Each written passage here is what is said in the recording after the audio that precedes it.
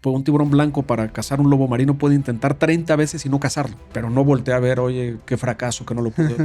No se está lamentando, ¿no? Muchas veces nos atoramos en los resultados y eso es lo que nos hace perder la paciencia o la constancia. A paciencia y constancia antes le tenemos que sumar la tolerancia, ¿no?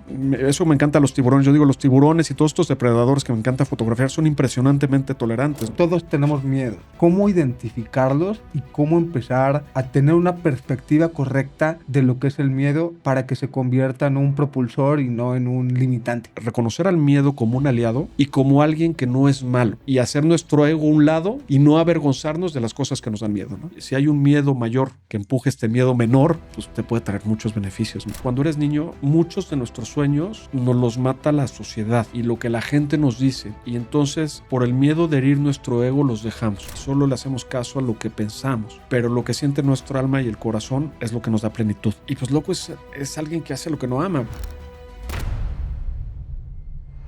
Todos los que escuchan Épicamente Podcast tienen algo en común. Invierten tiempo en su crecimiento y se toman en serio sus metas. Si te gustaría duplicar tus posibilidades de cumplir tus objetivos el próximo año, deberías registrarte a mi taller Diseña un año épico. Será una transmisión en vivo el día lunes 30 de diciembre. Pasarás de sentirte estancado y frustrado por no cumplir tus metas a lograr un avance constante y real hacia los objetivos que siempre has deseado, con claridad, motivación y un plan sólido para alcanzarlos. No voy a vender nada al finalizar este taller, solo busco que vivas una experiencia intensiva para que logres un 2025 extraordinario. Por tiempo limitado, tú que escuchas Épicamente Podcast, puedes inscribirte por el insignificante precio de $19. Accede a pavo.com.mx/taller. Pavo se escribe con V y toma el control de tus metas para que tengas un año épico. Mi invitado del día de hoy es Gerardo del Villar, explorador, fotógrafo subacuático y conferencista internacional. Es el único latinoamericano en interactuar y fotografiar libremente a los 10 tiburones más peligrosos del mundo. Ha colaborado con National Geographic y su documental Tiburones de México ha sido galardonado en festivales internacionales. Utiliza experiencias con grandes depredadores para inspirar a otros como conferencista motivacional. Es autor del libro Los tiburones también tienen miedo, cuya venta apoya causas sociales. Gerardo es un ejemplo de valentía, propósito y acción. Con él hablamos sobre cómo enfrentar y superar el miedo, tomar decisiones bajo presión y cómo convertir tu hobby en un negocio. Vamos con esta entrevista épica con Gerardo del Villar. Estimado Gerardo, bienvenido a Épicamente Podcast. Estoy súper emocionado, ya tenía muchas ganas de tener esta entrevista contigo. Hijo, mi Pavo, ¿qué te puedo decir? Pues yo estoy más emocionado y sobre todo muy agradecido de la invitación a este podcast que sigo con mucho cariño. He aprendido mucho de algunas entrevistas que he visto del podcast y la verdad que me siento honrado de ser parte de este podcast. Tuvimos el gusto de compartir una aventura allí en Cozumel este año y ahí nos conocimos más. Estuvo increíble el Explorer Invitational y ahí, conociéndote más, me di cuenta de que eres un cuate multifacético. Así es que definimos que en esta ocasión vamos a hablar de cómo enfrentar y superar el miedo, tomar decisiones bajo presión y también sobre cómo has convertido de tu hobby un negocio, ¿no? Claro, Pero claro. así como eres multifacético, quiero que comencemos hablando de esa aventura en donde creías que un tiburón te estaba arrancando la cabeza. Cuéntanos cómo llegaste hasta ahí. Claro que sí, mira, te platico. Eso sucedió en un proyecto que fue mi primer proyecto, que fue el proyecto que me puso en el spotlight de los tiburones, como buzo de tiburones. Y estaba en Fiji buscando, ese proyecto consistió en fotografiar a los supuestos 10 tiburones más peligrosos del mundo. Digo supuestos porque yo defiendo a los tiburones, ¿no? Uh-huh. Y fui a Fiji, donde me faltaba fotografiar una especie que era el tiburón gris de arrecife del Pacífico, de la parte de esto era Pacífico Sur, ¿no? Ahí en Fiji. Y en este lugar que se llama Vega Lagoon, ahí en Fiji, hay uno de los buceos más extremos con tiburones. Puedes llegar a tener 8 especies de tiburones en un mismo buceo. Y en cantidad puedes llegar a tener 100 tiburones en un mismo buceo en shark feeding. ¿Qué es shark feeding? Que les dan de comer. Ya. Y llegué, el segundo día logré fotografiar este tiburoncito, era el más chiquito de todos, el tiburón gris, pero había también tiburones toro, tiburones limón, tiburones punta plateada y sobre todo su majestad de ese lugar es el tiburón tigre. El cuarto día de buceo estábamos buceando y de repente mi buzo de seguridad traía un buzo de seguridad que el buzo de seguridad lo que hace es que cuando estás fotografiando especies agresivas y te acercas mucho a la zona de la carnada, el buzo de seguridad es tus ojos en la nuca, porque como dicen por ahí, el tiburón peligroso es el que no ves, no el que sí ves. Entonces, este buzo de seguridad de repente me llama la atención y me dice, mira, y llega un tiburón tigre hermoso, la verdad que era un animal hermoso, era un tiburón pues más o menos de unos 5 metros, con una cabeza, la cabeza, pues qué te puedo decir, más o menos de 1 metro, imagínate de ancho, hermoso el tiburón. Y el tiburón hacía un patrón muy claro para comer. Imagínate que hay una caja con carnada, que está un cuate que se llamaba Tucay, que era como Moana, ¿no? Imagínate este cuate de la película, este villano grandote, y estaba ahí dándole, sacaba un trozo de la caja de carnada, pasaba el tiburón, comía gentilmente de su mano, como lo hacen muchos de los tiburones, y el tiburón se iba a dar una vuelta a la parte de atrás de los buzos, pero siempre en el fondo. Daba la vuelta y volvía a entrar. A mí como fotógrafo no me gustan las fotos planas, me gustan que tengan dimensión. Entonces, con los tiburones siempre trato primero, los tiburones son muy sensibles a la vista, entonces trato como que me escondo, que no lo estoy viendo, y ya que se acerca, me volteo y entonces ya los puedo fotografiar de frente o 3/4. Ok. Y entonces lo que yo hice, mal hecho, ese tiburón, cuando llegó ese tiburón, todos los demás tiburones lo dejaban comer. Y entonces yo me cruzaba entre la caja de la carnada y él, cada vez que venía, me cruzaba, le tomaba la foto y me salía y lo dejaba pasar. Sin darme cuenta, pues reté al tiburón, que es una de las causas por las cuales los tiburones te pueden atacar. Y de repente yo estaba en el buceo y de repente siento un golpe fuertísimo en la cabeza y que fue mi buzo de seguridad. Volteo y veo una sombra negra pasar arriba de mí. Y Héctor, un amigo mío que estaba filmando, pues yo nada más escuchaba, ya sabes, esto es como si estuviera hablando, no puedes hablar, burbuja. Y yo dije, sí, estoy bien, seguro me pasó muy cerquita, no pasó nada. Y después termina el buceo y empezamos a ascender. Y bueno, un dato muy curioso, llega Tucay y me abre la mano y me da este diente, que este diente se le cayó a ese tiburón. Ah, wow. Se le cayó a ese tiburón, todavía todo el diente era rosita, ¿no?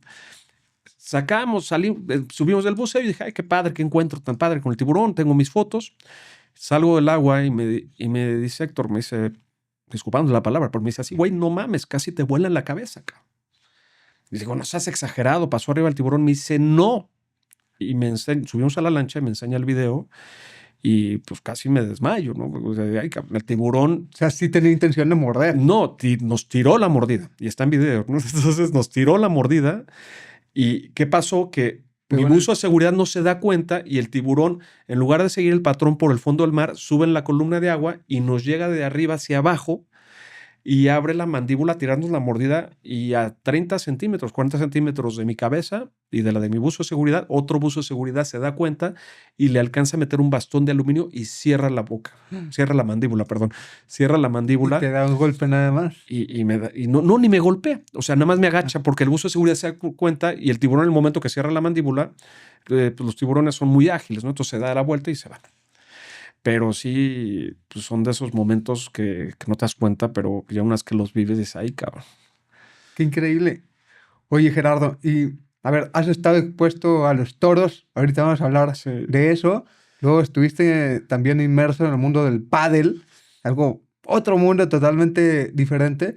Pero, ¿qué fue lo que te hizo enamorarte de la fotografía y enamorarte del mundo de los tiburones? Sí, mira, yo nací en la Ciudad de México y recién nacido me fui a vivir a un pueblito muy pequeño que se llama Huapalcalco, en un rancho. Por eso me gustó mucho tu podcast de Cermeño, ¿no?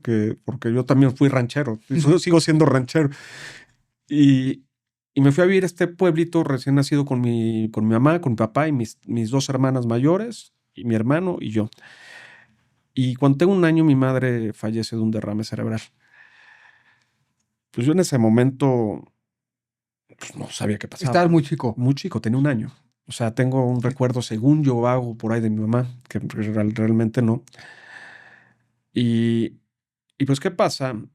Bueno, ahí primero me doy cuenta de lo que es el miedo, ¿no? Porque cuando empiezo a crecer y veía, bueno, tú que tienes una familia tan unida, pues sabes lo importante que es una madre para un hijo, ¿no? Y entonces yo veía a mis amigos, a mis primos con sus mamás y yo me sentía solo, cabrón. Me sentía muy solo.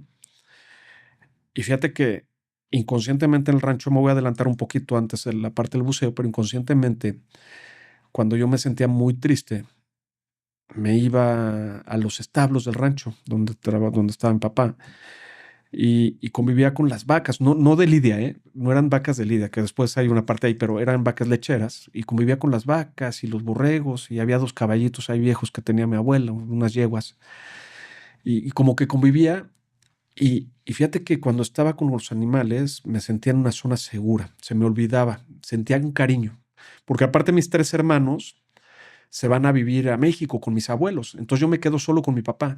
Entonces no tenía la convivencia con mis hermanos, que bueno, tú sabes lo importante que es una convivencia con tus hermanos, ¿no? Claro.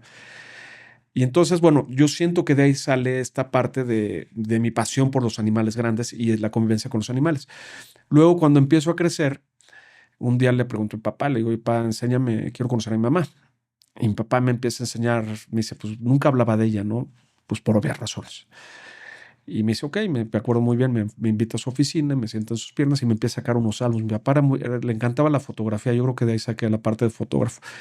Y tenía álbumes de todo, ¿no? Tenía álbumes, pero de todo, de todo.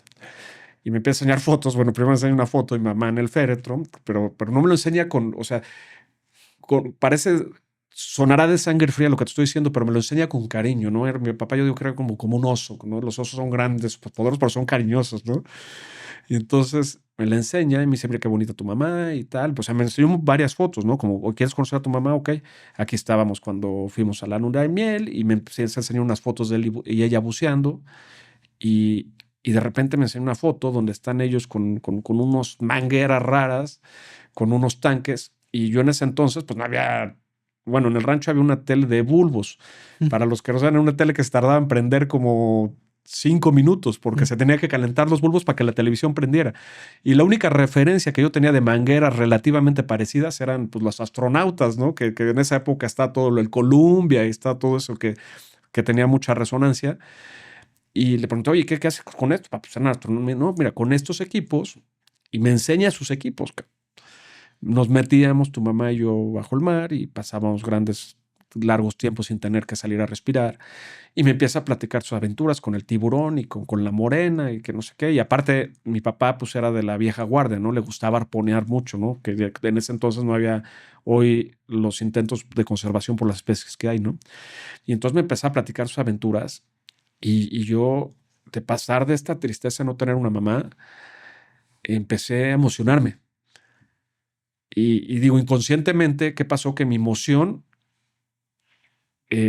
pues me sacó de mi tristeza, ¿no? De alguna manera. Me empezó a sacar de mi tristeza y sembró un sueño en mí muy pequeño, ¿no? Que muchas veces los sueños que nos dan plenitud en la vida o lo que realmente nos hace felices, pues los tenemos desde chiquitos, ¿no? Nada más que luego se nos quita esa mente de niño, ¿no? De disfrutar. Yo por eso le digo a la gente que abran el cajón, desempolven los sueños de niños que tenían y si algún día quieren tocar guitarra, pues que la empiecen a tocar sin importar la edad, ¿no? ¿Y por qué crees que es importante rescatar eso? ¿Por qué creo que es importante? Porque, mira, Pavo, yo lo que siento es que con los niños, cuando eres niño, muchos de nuestros sueños nos los mata la sociedad y lo que la gente nos dice. Y entonces, por el miedo de herir nuestro ego, los dejamos. Pero realmente esos sueños yo siento que es lo que nos dan plenitud y nos dan felicidad. O sea, yo cuando estoy buceando se me olvida todo, cabrón. Se me olvida si debo tarjetas de crédito, se me olvida si tengo broncas, se me olvida si tengo que vender más, se me olvida todos los problemas y me concentro. Bueno, tú haces ese tipo de actividades también y creo que esos sueños de pequeños, pues yo creo que nos dan, pues si de pequeños nos hacían felices, ¿por qué de grandes no nos van a hacer felices, no? Ahora, te has clavado, ahorita vamos a hablar más de tu libro, Los tiburones Sí. también tienen miedo, del origen de tu libro, pero para hablar específicamente del miedo. El miedo es una reacción natural del cuerpo y de la mente de sobrevivencia, ¿no? La reacción al miedo es lo que sí depende de nosotros. ¿Cómo podemos identificar nuestros miedos? Porque, sobre todo, creyéndonos muy machos, a mí no me da miedo nada. En el fondo, todos tenemos miedos. ¿Cómo identificarlos y cómo empezar a tener una perspectiva correcta de lo que es el miedo para que se convierta en un propulsor y no en un limitante?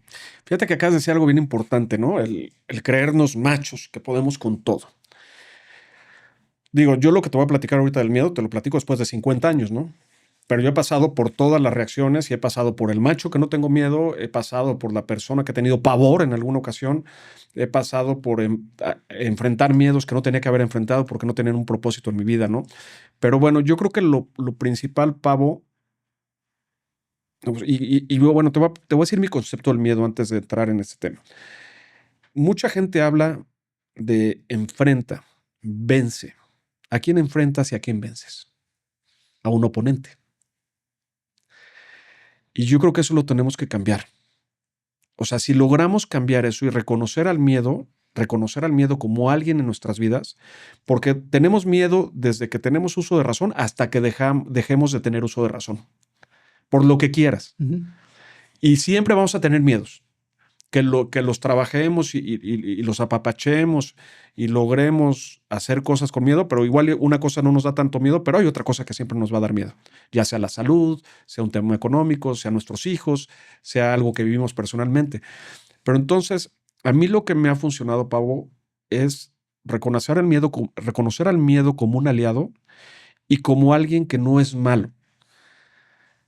Y eso lo que me ha ayudado es poder entender el miedo y verlo de una manera diferente, porque cuando tú te dicen, oye, enfrenta el miedo, hijo, el miedo es una fuerza impresionante y cuesta mucho trabajo enfrentarlo.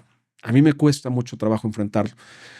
Y entonces digo, ok, ¿qué hago ahí? Primero vamos a ver lo que los ejemplos que digo, vamos a ver si el miedo que tenemos que enfrentar, si lo llamamos enfrentar, o con el miedo que tenemos que trabajar o hacer aliado, primero hay que ver si tiene un propósito.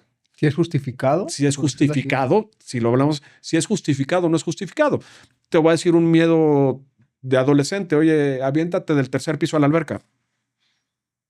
¿Se te hace un miedo justificado? Pues no.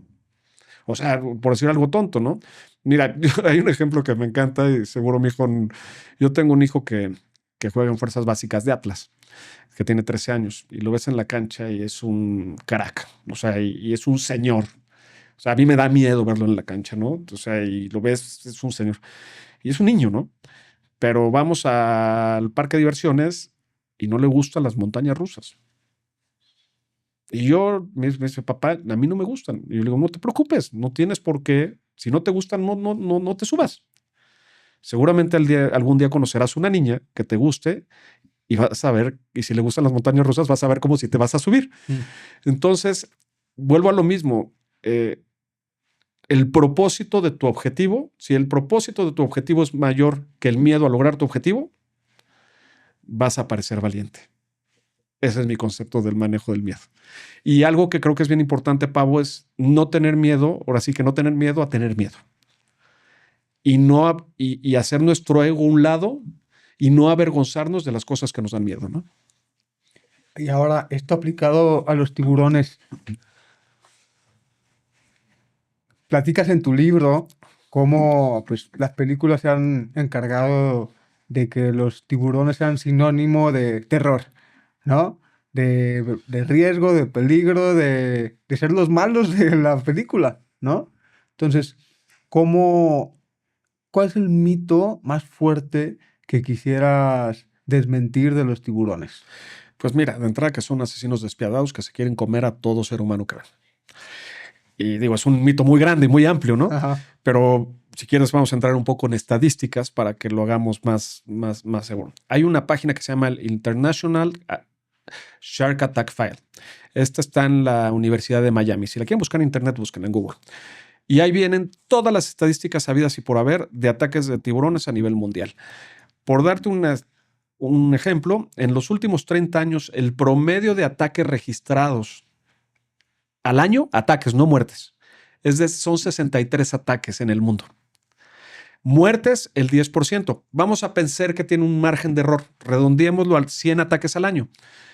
En 30 años, estás hablando de 3,000 ataques al año. Muertes, 300 muertos por tiburón en 30 años. No, por 900 muertos por tiburón. Nada. O sea, nada. Nada.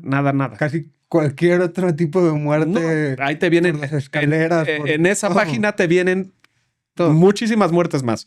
Gente que le cae un rayo, que se muere de avionazo, que en accidentes de bicicleta, por muertes de perro, tal, lo que quieras. Hasta abajo están los tiburones. Ahora, es un animal muy serio, ¿no?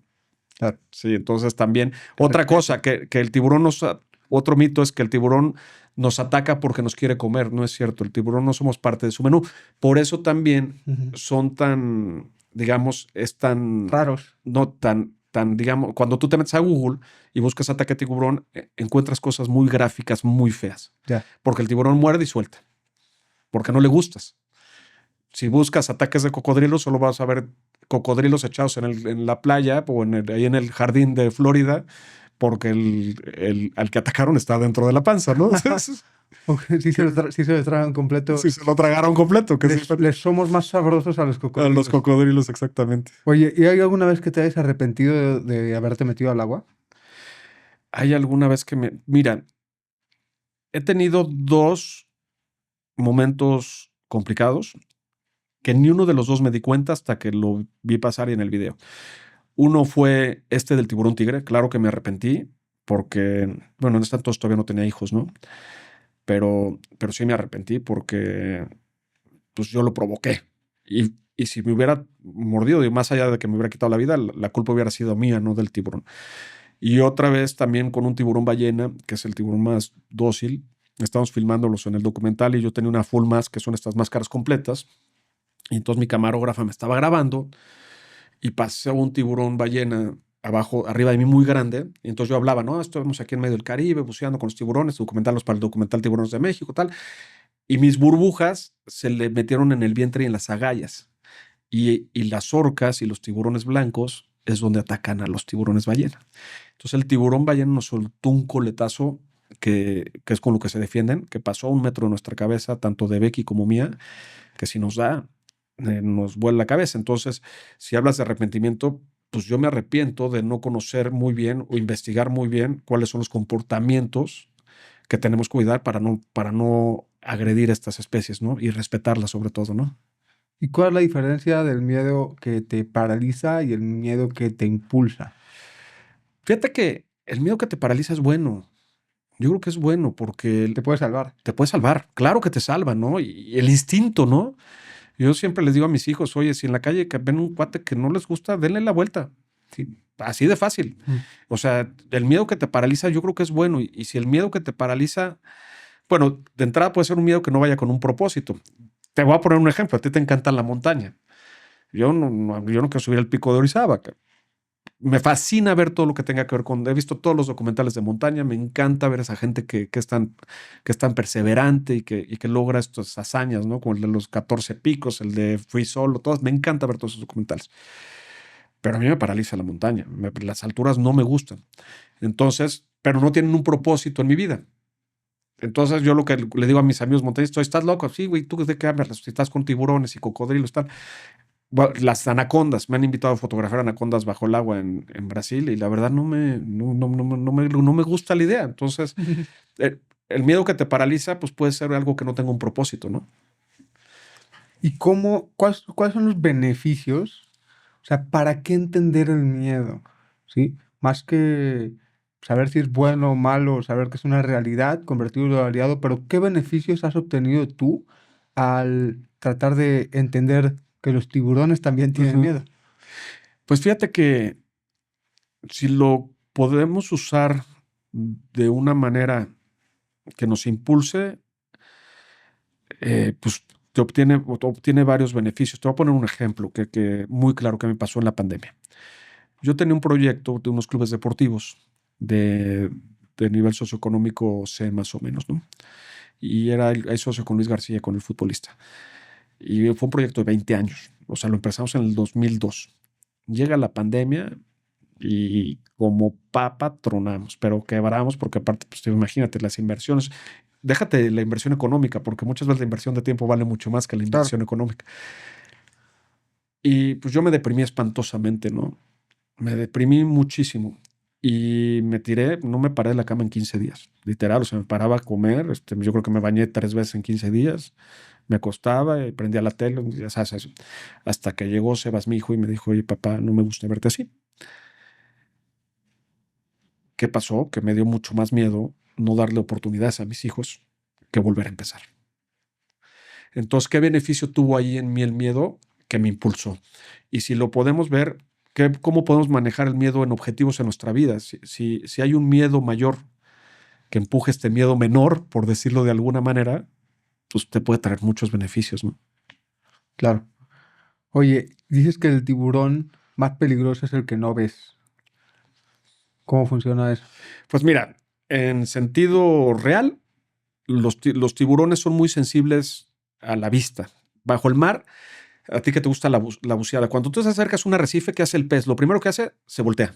Mm, ¿Por qué? Porque lo estás claro. viendo y también los tiburones, porque lo estás viendo, entonces te ve como depredador.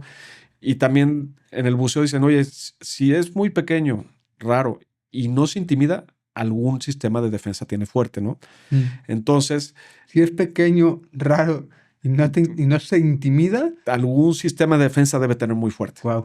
Y entonces los tiburones nunca atacan de frente. Es muy raro que ataque un tiburón de frente porque lo estás viendo. Entonces, el tiburón, aunque sea más grande, cuando tuvimos la oportunidad de bucear con tiburones blancos fuera de la jaula en el documental, cuando filmamos Tiburones de México, ¿qué es lo que tienes que hacer? Cuando el tiburón blanco viene hacia ti, tú tienes que ir hacia él, cabrón. O sea, totalmente lo que dirías que no tienes que hacer, cabrón. Y es ir hacia él pausado, no agresivamente. Entonces el tiburón dice, oye, este pequeñín que viene aquí, algo tiene. Mm. Y entonces los tiburones siempre buscan atacarte por detrás. O sea, nunca te van a atacar frontalmente. Entonces, si lo pasamos a la vida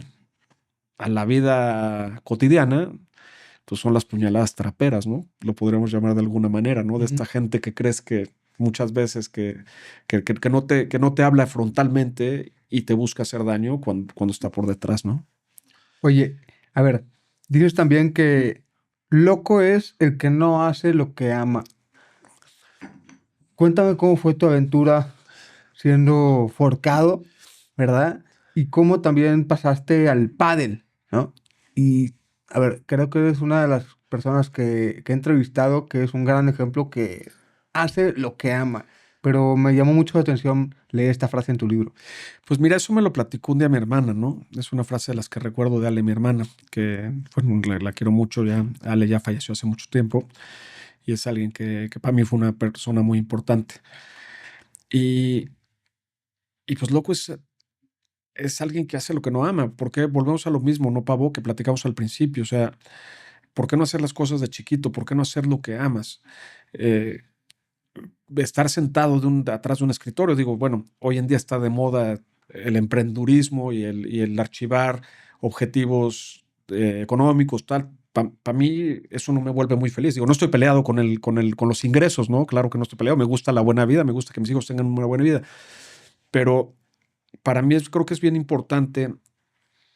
Bueno, yo digo que tenemos 6 sentidos y creo que vas a coincidir conmigo. Son el sexto sentido que yo digo que tenemos es lo que siente nuestra alma y nuestro corazón. Y muchas veces no le hacemos caso a lo que siente nuestra alma y el corazón y solo le hacemos caso a lo que pensamos. Pero lo que siente nuestra alma y el corazón es lo que nos da plenitud.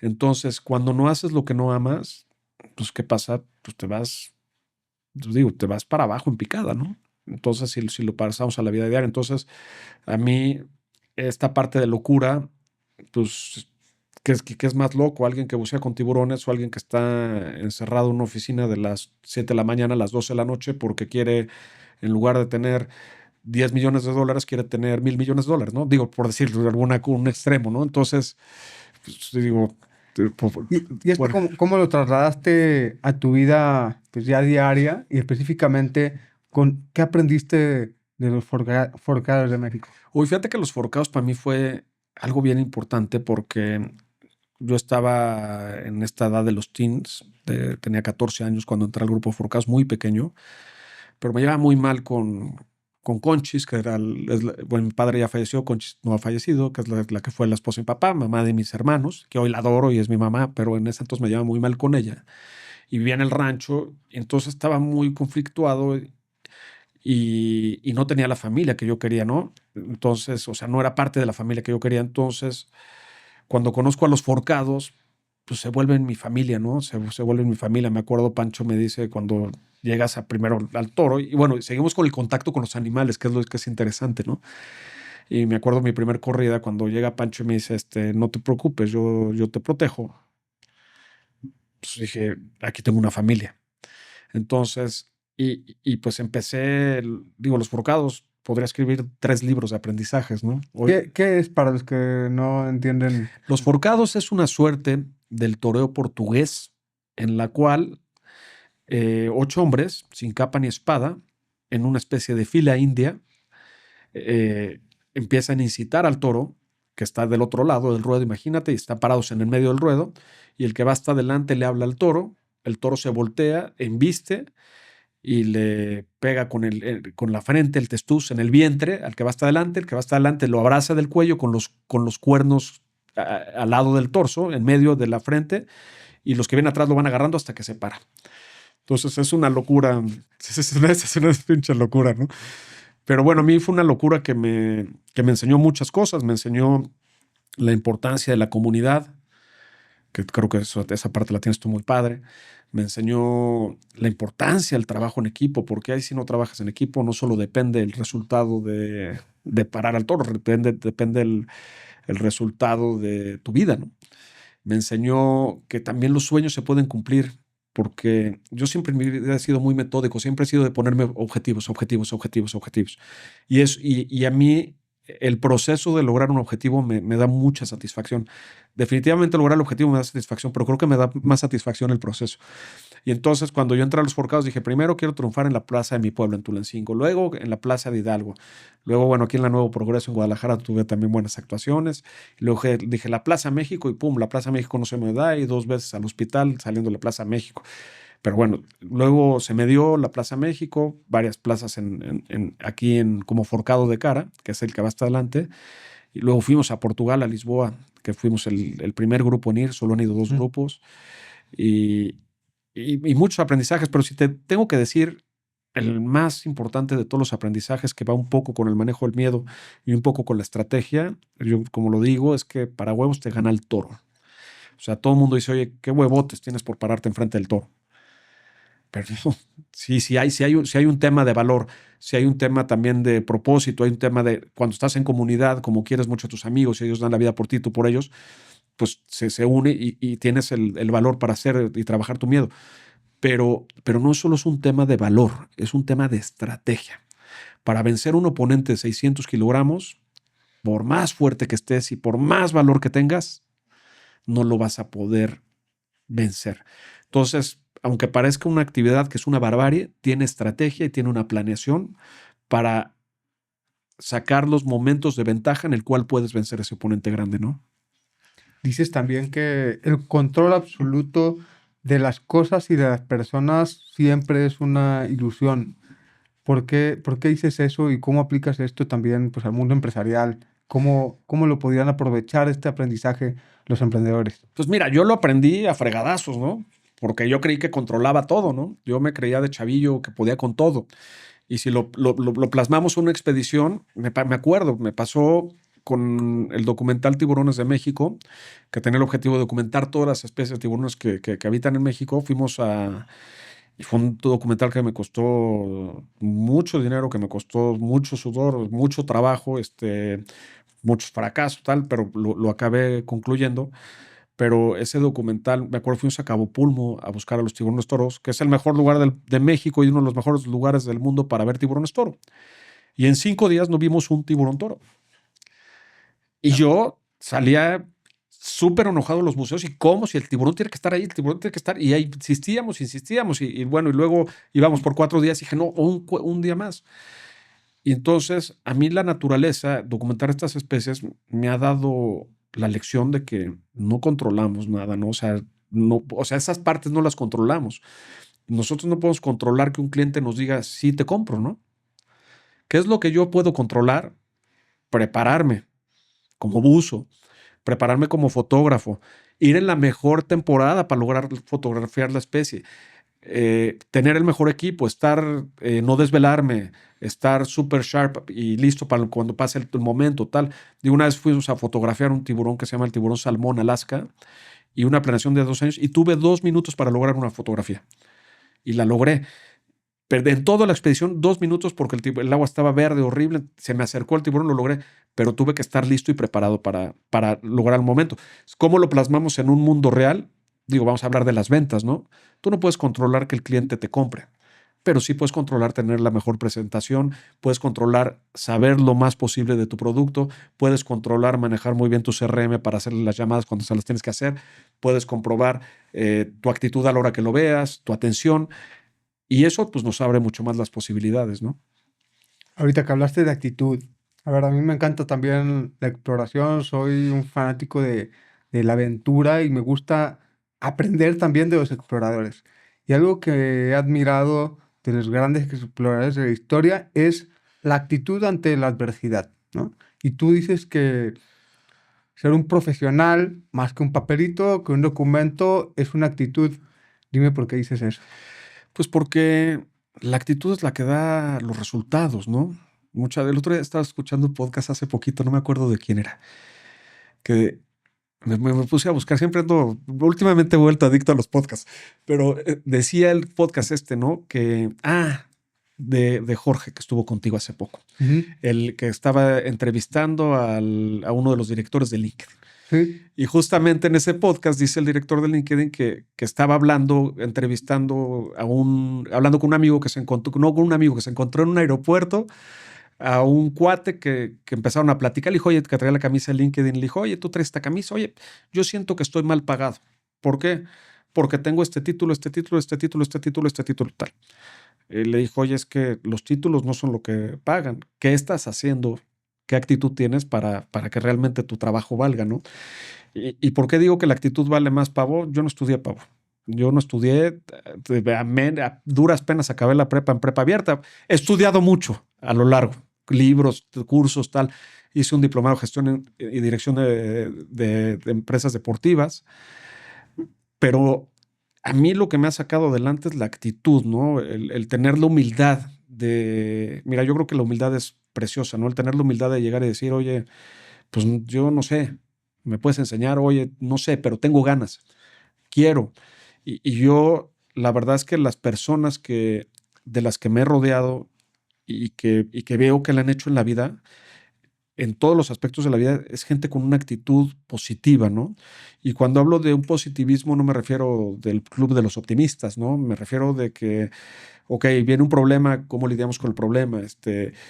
Cómo te hablas a ti mismo, ¿no? Esa parte de la actitud también es muy importante, cómo el lenguaje que comunicas contigo mismo. Y sí creo que, bueno, si vemos pues, cuántas personas con actitudes positivas han hecho cosas impresionantes, mucho mayores que gente que tiene aparentemente mayor preparación, ¿no? Que la preparación no es mala, es muy buena. Claro. Sí. A mí me gusta la idea que tienes también de que los buenos hábitos tarde o temprano dan resultados.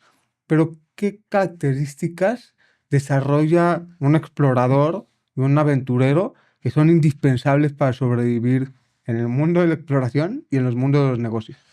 Pues mira, yo creo que es muy similar, ¿no? No, o sea, no creo, es muy similar, ¿no? Todo comienza con una investigación bueno, perdón, todo comienza con fijar un objetivo y ese objetivo, ver que tenga un propósito. Porque muchas veces fijamos objetivos que no tienen un propósito con nosotros mismos, ¿no? Puede tener un propósito para alguien más, pero quizás para nosotros no. Y una vez que fijamos el objetivo y tenemos un propósito, pues viene la parte de la investigación, ¿no? O sea, te pongo un ejemplo. Oye, quiero ir a fotografiar las orcas a Noruega. ¿Cuál era mi propósito de fotografiar las orcas en Noruega? Pues ampliar mi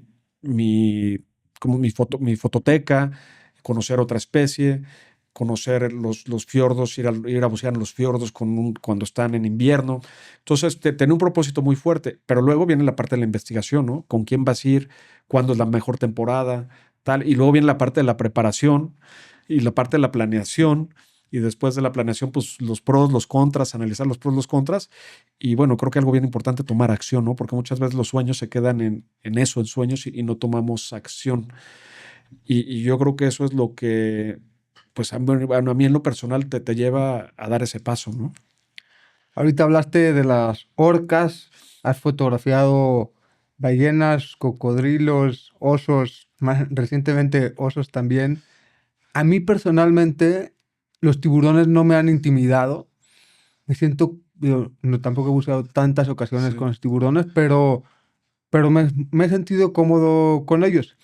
Sin embargo, tú en el libro también platicas esa aventura que tuviste con un marlin de 5 metros y cuentas que fue una de las situaciones en donde realmente te dio mucho miedo. O sea, qué pasó ahí y por qué un marlin es tan peligroso? Yo lo puedo entender, pero explícanos por qué es algo pues tan tremendo la situación en la que Fíjate que estuviste. hasta la piel se me puso chinita ahorita que lo dijiste. Fíjate que era una situación que tenía plan. No íbamos buscando marlins. He ido buscando marlins a baja y los he logrado fotografiar. El marlin rayado, ¿no? Que es un marlin más pequeño. En esta ocasión estábamos en Cat Island buscando el tiburón punta blanca, el ¿Dónde es oceánico. eso? Cat Island es en las Bahamas. Ya. Y el tiburón punta blanca oceánico, el Oceanic White Tip, es el más peligroso de todos los tiburones, de mi punto de vista. Es un tiburón que vive en mar abierto, es más o menos el tiburón de un tamaño de un tiburón toro. Un tiburón toro mide más o menos 3 metros, son grandes, pero tienen una particularidad, tienen las aletas pectorales y la aleta dorsal muy largas. Y sus puntas son redondas en lugar de picudas. Y parece que en las puntas con una laca de spray Mm, blanco se les echaron, ¿no? mm. Y es un tiburón que, como vive en mar abierto, no tiene, es como si viviera en el desierto. Entonces tiene muy poca comida. O sus presas son muy difíciles. Son atunes, son jureles, son peces muy rápidos, ¿no? Cuando ve algo lo quiere aprovechar. Sí, entonces cuando ven los barcos de pesca ahí, que están pescando, hay marlin, están pescando, en el momento que el tiburón escucha el motor, el reversazo del motor, porque es cuando le están dando para atrás a la lancha porque ya traen algo enganchado, pero llegan a la lancha volada. Wow. Y es un tiburón que cuando hay comida no se va. Entonces estábamos haciendo un buceo al garete, que el garete es, digamos, en mar abierto, Sí. no hay fondo, no hay nada. Y entonces lo que hacen, ponías una boya en la superficie, con una línea más o menos de 10 metros de profundidad, se amarra una caja con carnada. Y entonces los tiburones ahí están alrededor. Entonces tú estás buceando con ellos ahí. Es un tiburón muy retador. Todo el tiempo está golpeándote la cámara, todo el tiempo está buscando si tiene una oportunidad. Entonces tienes que estar muy vivo. Hicimos un primer buceo. El buceo lindísimo, padrísimo, digo, para los que nos gusta este tipo de buceos. Y luego el segundo buceo, nos bajé con Vincent. Primero entramos Vincent y yo al agua. Y normalmente esos tiburones, si hay carnada, no se van. Mientras que haya comida, no se van hasta que se acabe la comida. Bajamos, vemos la caja carnada llena y no vemos ni un tiburón. Y estamos así, me acuerdo, Vincent está aproximadamente como a 3 metros de distancia de mí y los tiburones. Y en eso sale una madre, no sé si es el animal, un marlin azul, yo creo que como pues, de 5 metros. O sea, el pico era como un bat de béisbol así. Y sale en medio de nosotros, pero muy agresivo, o sea, retándonos y nadando, subía y bajaba. Y yo la verdad, y sí, dijo, puta, no más el miedo, cabrón. O sea, me dio mucho miedo. O sea, yo no sentí que el corazón se salía. Porque a diferencia de lo que te platiqué del tiburón tigre y del tiburón ballena, no lo vi. Entonces no supe hasta que pasó Este sí lo vi venir. Y bajaba y subía. Digo, yo lo que hice, normalmente la cámara sirve, cuando estás con tiburones, como llevas el housing, ya lo viste en Cozumel, son cámaras muy grandes. Y digo, Te sirve de escudo. te sirve de escudo, literal. Si el tiburón tigre te tira la mordida, pues se va a comer la cámara antes que a mí. Si lo ves, ¿no? Pero aquí yo tenía mi cámara y dije, puta, este güey, o sea, con su pico me va a partir la cámara en tres. Yo tenía mi GoPro arriba grabando video y abajo tomando fotos. Yo dije, pues lo voy a seguir. O sea, mi instinto era poner la cámara para protegerme, pero mientras me protegía tomaba video y fotos, ¿no? Ujú. Y subía y bajaba y de repente, como que se empezó a tranquilizar. ¿Y qué fue? Y cuando se empieza a tranquilizar, aparecen los tiburones. Entonces, y nos damos cuenta que abajo había un pequeño cardumen de jureles. Entonces el marlin estaba cazando y sacó a los tiburones de la zona y dijo, aquí es mi zona. Y cuando entramos, pues nos sintió como alguien que lo iba a retar y nos hizo unos desplantes muy agresivos. Y ya que vio que no éramos, Y con la rapidez y el tamaño te no, despedaza. te despedazan en dos. Y la verdad que sí, sí ha sido, yo creo que de esos momentos en el mar que sí he dicho, ay, cabrón. Si no hay historias, no hay fotos. Si no hay historias, pues exactamente, si no hay historias, no hay fotos. Fíjate que eso, bueno, eso lo he aprendido de los concursos de fotografía muchas veces. He querido participar en concursos y digo, oye, mi fotografía es mejor que tal fotografía. Y me dicen, sí, pero tu fotografía está muy bonita para que la pongas como póster de naturaleza. Esta fotografía tiene una historia. Entonces, lo que es muy importante es que para nosotros como fotógrafos, por ejemplo, esta fotografía del marlin tiene una historia atrás. Si hubiera visto pasar el marlin y hubiera tomado una foto, no hay una historia atrás. Y si la historia, aparte de ser una historia de una aventura, que te estoy diciendo, si mi historia tiene una aventura, pero capaz no tiene un mensaje de conservación, no tiene un mensaje de contribución, un mensaje de crecimiento. Cuando tú a una historia, a una fotografía le puedes dar un mensaje de conservación, algo que haga que las personas reflexionen, son fotografías muy, pero muy poderosas, ¿no? Bueno, ves las mejores fotos de National Geographic, cosas así. No necesariamente son fotografías que ganan por Técnicamente extraordinarias, exactamente, sino lo que está sucediendo sí, detrás. y lo que está sucediendo detrás. ¿Y por qué crees que debemos de poner de más atención a lo que nos dicen nuestros papás, nuestros abuelos o la gente mayor? Hijo, qué buena pregunta, Pavo. Y bueno, yo ahorita que tengo, mi hijo ya tiene 13 años, pues ya estoy pasando por eso, lo estoy empezando a pasar. Pero yo creo que, fíjate que el otro día pensaba, ¿no? Qué padre. Hay un muy amigo mío que tiene 74 años, Juan Aldana, es de aquí de Guadalajara. Y viene a todos los viajes de buceo que hago, a todos, a donde sea, y tiene más condición que los jóvenes y no se pierde un buceo. Pero mira, simplemente o sea, Juan nos da unos consejos luego que dices, wow, o sea, simplemente por lo que han vivido, ¿no? Y muchas veces cuando estamos jóvenes y sobre todo desde los 14, los 18, creemos que nos podemos comer el mundo. Y si yo hubiera tenido en esa edad la suficientemente inteligencia o la humildad de no sentirme que me como el mundo a mordiscos y hubiera agarrado algunos tips o algunos consejos o algunos hábitos de mi papá, de mis abuelos, pues seguramente digo, estaría en otro lugar. No digo que esté en un lugar que esté triste y que esté arrepentido, pero muchas cosas en mi vida capaz hubieran sido más fáciles. ¿Y por qué escribiste Los tiburones también tienen miedo? Fíjate que yo pensaba hacer un libro, pero nunca un libro de crecimiento personal. Pensaba hacer un libro de fotografía y ese lo voy a hacer. O sea, quiero hacer mi libro fotográfico de mesa, increíble, y ese es, digamos que va a ser otro próximo proyecto. Pero el año pasado, digo, yo tuve o sea, mi familia se transformó y cuando hablo que se transformó no me gusta hablarlo desde el sentido, sí es un tema triste pasas por un divorcio, pero creo que todo es el enfoque que le demos, ¿no? Si lo vemos como una transformación y buscamos sacar el mejor provecho de no verlo como un fracaso y verlo como una transformación, creo que las cosas funcionan mejor. Pero bueno, yo estaba buceando el año pasado en la isla Malpelo, que es uno de los lugares más bonitos que he buceado en mi vida, que es una roca que está en medio del Pacífico en Colombia, a 36 horas de Buenaventura, una navegación muy larga. Y está haciendo, yo creo que es uno de los 3 encuentros más fregones que he tenido en mi vida con animales. De repente estábamos buceando en un lugar que se llama la Cara del Fantasma. Imagínate que era un anfiteatro, de esos que son como a la mitad, como una plaza de toros a la mitad. Pero era un anfiteatro de piedra, pura piedra, así como puras piedras. Y había un fondo arenoso como 80 pies, que estamos hablando que son como 25 metros.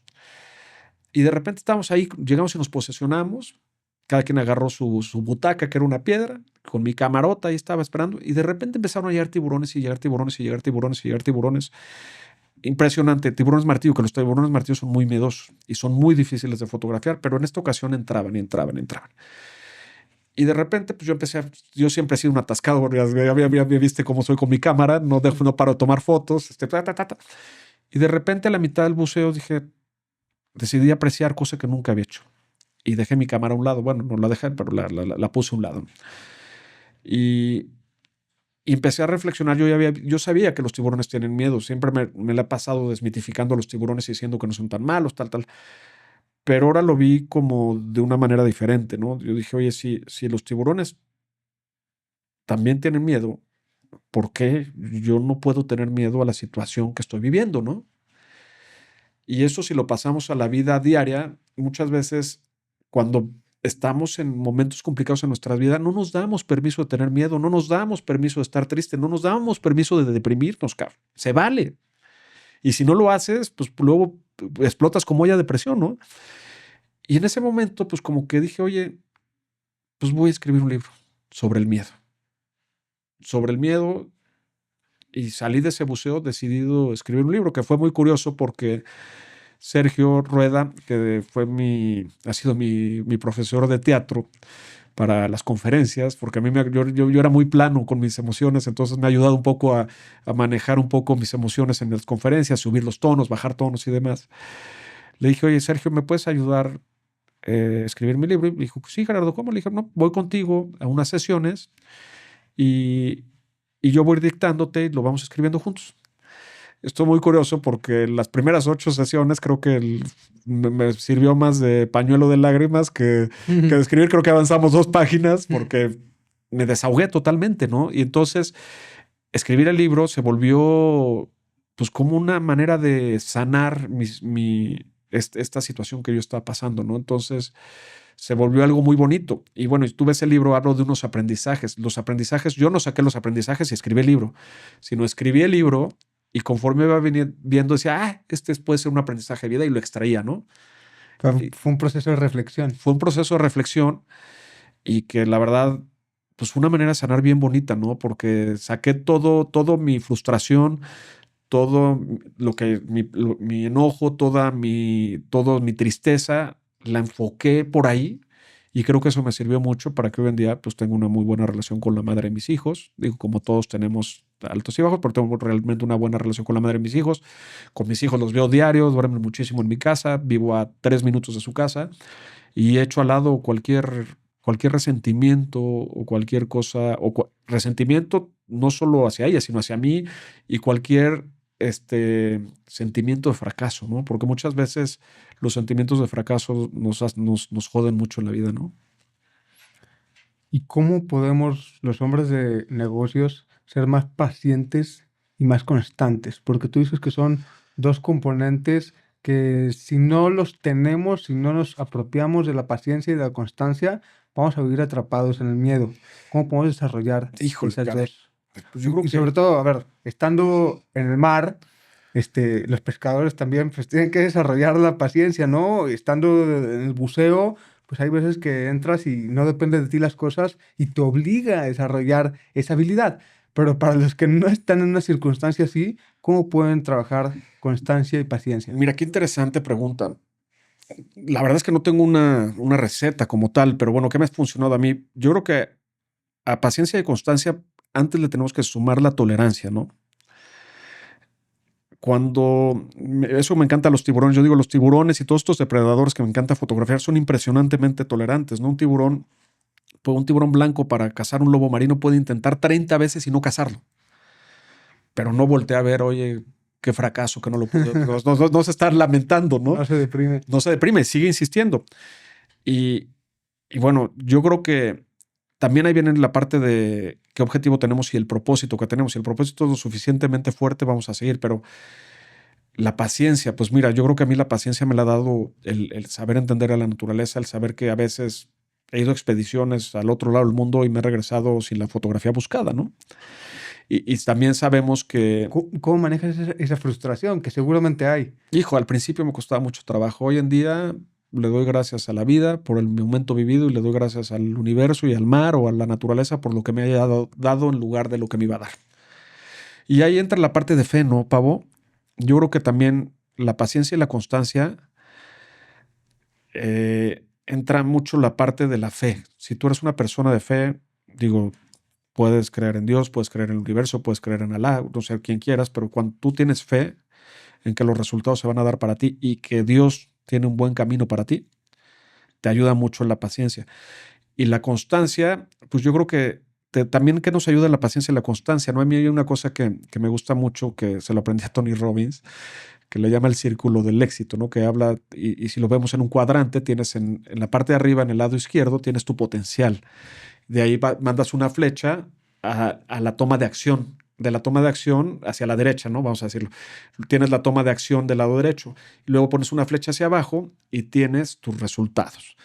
Tus resultados, pones una flecha hacia la izquierda y tienes tu confianza que crece, y luego cuando crece tu confianza, tu potencial crece, tus acciones son mayores y tus resultados son mayores.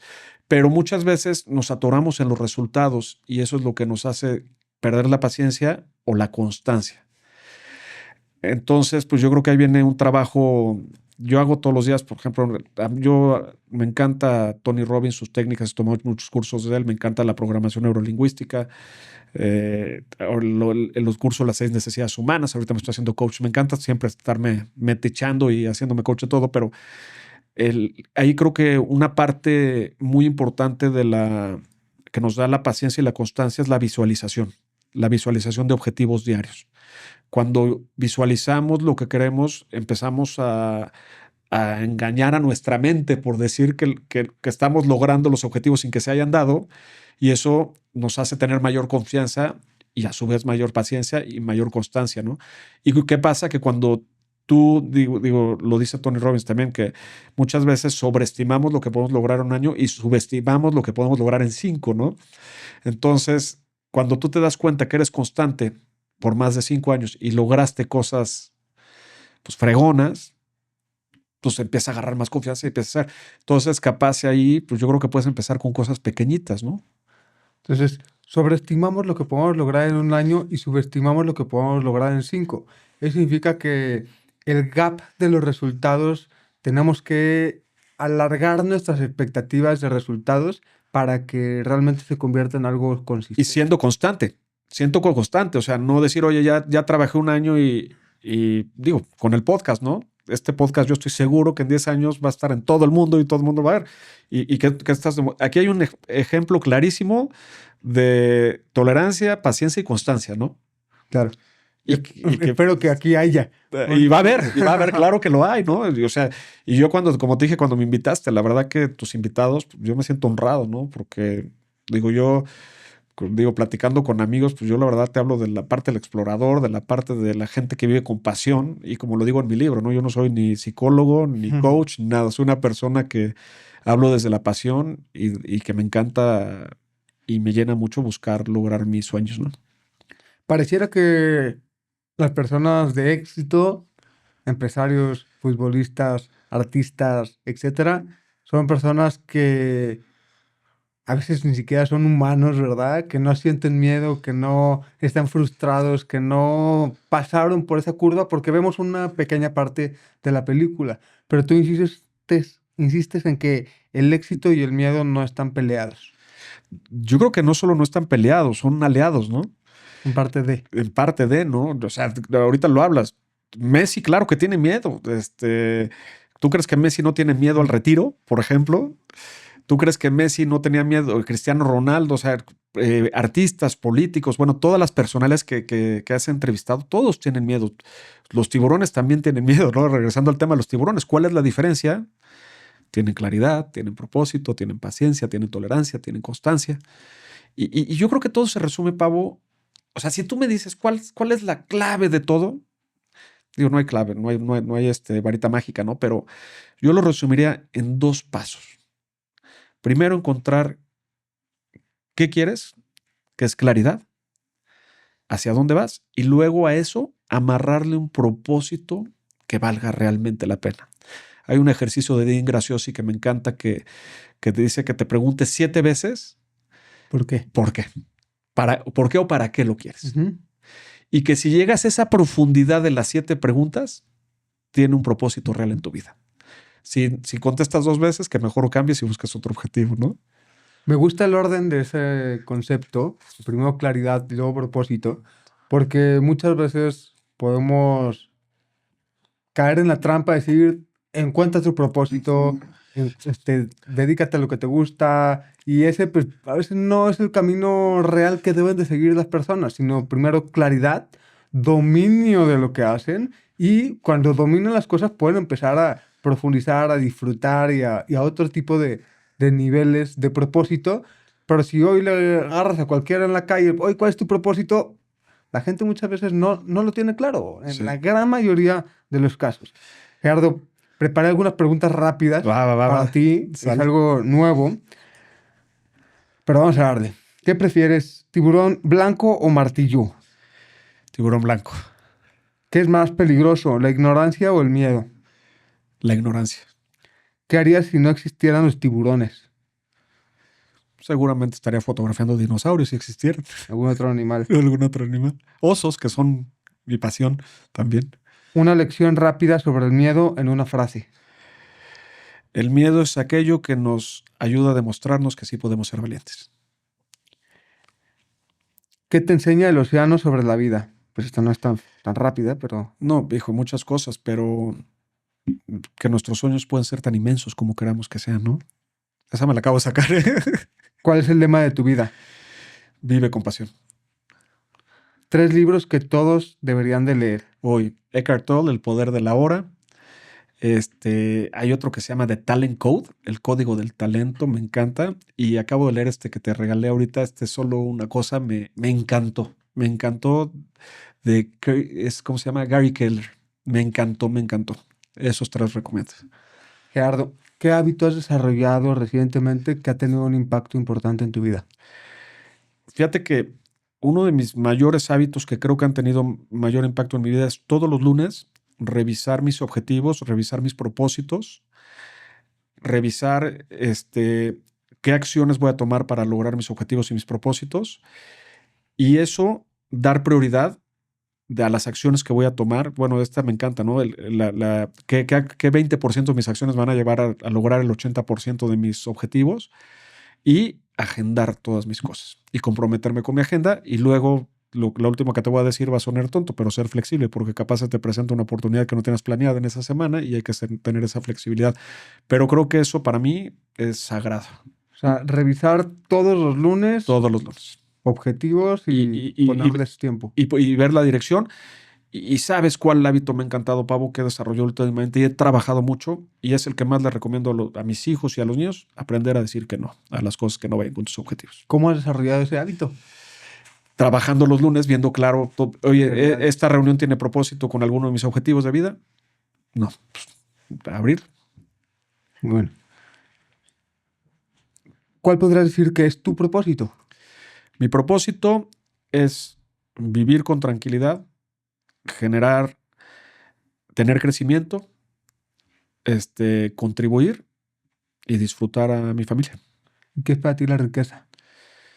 Para mí la riqueza es poderte tomar un té un día en la mañana, tranquilo, acariciar a tu perro, darle un beso a tus hijos y saber y estar agradecido de que estás viviendo un día más. ¿Y tu definición de lo que es la aventura? Uy, qué bonita pregunta, Caro.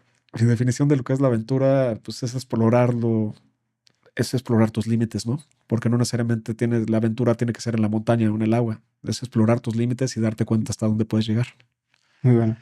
¿Qué tiene que suceder los siguientes meses para que tengas un año épico?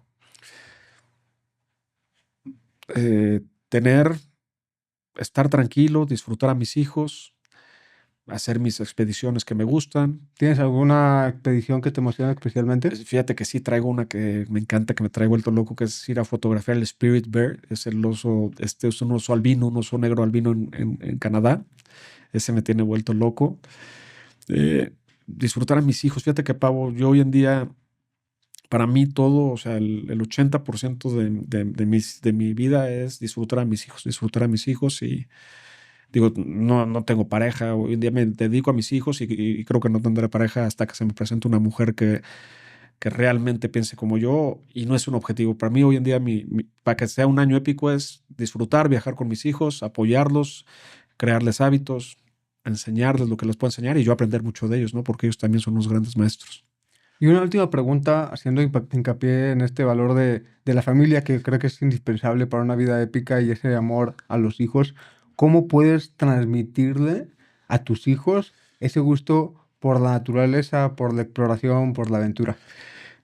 Pues explorando, ¿no? Explorando con ellos y llevándolos, ¿no? O sea, a mí me encanta, hace poco estuve en el Mar de Cortés con mi hijo Sebastián y nos metimos a nadar con las móbulas y nos metimos a nadar con los lobos marinos y con el tiburón ballena. Y bueno, yo en mi caso, si busco oportunidades de salir y llevarlos a que vivan lo que yo vivo, ¿no? Siendo que les respeto sus pasiones, que les encanta el fútbol, yo no soy futbolero, pero siempre trato de mezclarles y convivir y enseñarles la importancia de lo que hago, pero no solo por la parte de aventura, sino la parte del propósito también, ¿no? Yo creo que esa sería un poco la mentalidad. Gerardo, creo que es un gran ejemplo de cómo construir una vida épica, de cómo aprovechar la aventura para aprender de la naturaleza, para crecer y para servir a los demás. Estoy súper agradecido por esta oportunidad de platicar contigo. ¿Algo más que quieras agregar? Pues nada, Pavo, pues de verdad gracias por considerarme, felicidades por tu familia, felicidades por tus hermanos. La verdad que para mí, lo escribí ayer en el chat, ¿no? Que me llamó mucho la atención el chat que tenemos del Explorer que organizaste, que nos fuimos a bucear y que escribías ahí lo que decía Raúl, ¿no? Que muchos hemos tomado decisiones a partir de ese viaje y la verdad que a mí me encantó. Y yo también creo que puedes viajar sin tener que estar tomando y echando reventón con los cuates y puedes convivir de otras maneras, ¿no? Claro. ¿Dónde te pueden seguir las personas? ¿En qué red social prefieres que Yo creo que en Instagram y LinkedIn son las dos redes que más... ¿Cómo te pueden encontrar ahí? Gerardo del Villar en las dos. Gerardo, vamos a poner también aquí en la liga de tu libro para que puedan comprarlo aquí mismo en la descripción de este capítulo. Y muchísimas gracias por estar aquí. No, pues mil gracias. Digo una cosa nada más que quiero hacer un pequeño anuncio, es que el libro tiene una causa muy importante. Yo llevo 2 años colaborando con la Casa de la Amistad que se dedica a trabajar con niños con cáncer de bajos recursos en el país. Y el año pasado que estuve con ellos, cuando lo terminé, ofrecí donar todas las utilidades del libro de por vida a la Casa de la Amistad. Entonces, cada compra del libro van a contribuir con estos niños que eso sí luchan con un tiburón realmente peligroso que es el cáncer, ¿no? Muy bueno, muy bueno. Muchas gracias por eso. No, hombre, pues mil gracias a ti, hermano. Espero que hayas disfrutado de este episodio. Soy Pavo Gómez Orea y si te gustó este capítulo, compártelo con tus amigos y califícanos con 5 estrellas en donde sea que lo estés escuchando. No olvides suscribirte en Spotify y en YouTube para que no te pierdas los siguientes capítulos. Te veo en la próxima entrevista épica.